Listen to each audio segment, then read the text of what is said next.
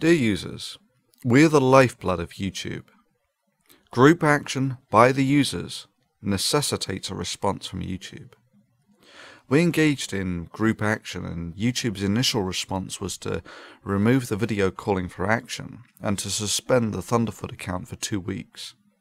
The loss was acceptable, and the action continued, and less than 2 days later there were over 300 copies of the original video circulating on YouTube alone, and the story had been featured on one of the world's top scientific blogs, Pharyngula.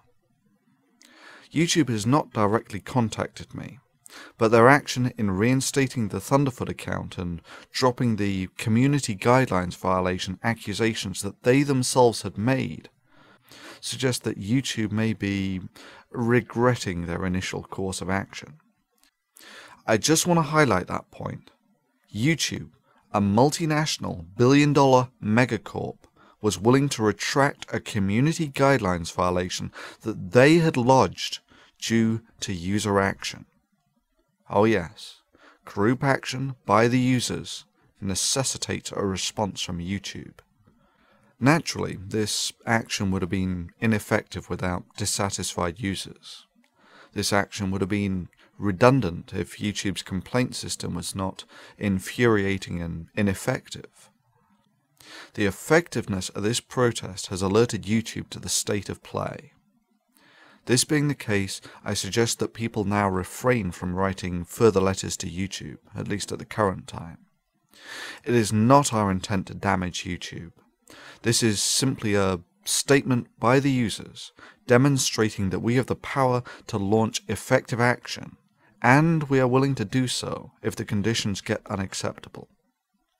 All we want is a level playing field. All you want is to turn a profit. We sincerely hope that this will imbue on YouTube that maybe they should reappraise the balance between user satisfaction and advertising revenue in favor of the users. Naturally, YouTube will harden its soft points in future, and we have also learnt that YouTube would be only too happy to stomp on this sort of protest if they could, something that we will naturally take into consideration in any possible future protests. It's a simple equation, YouTube. In Nash equilibrium terms, all you have to do is keep the community happy enough to prevent protests like this.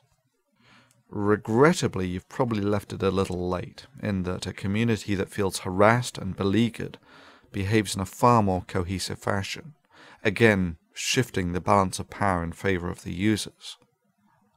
The strength of a collective should be self-evident to everyone at this point. Our first order of business is to consolidate our position and strengthen our collective. Please subscribe to as many of the guys in the sidebar as you can.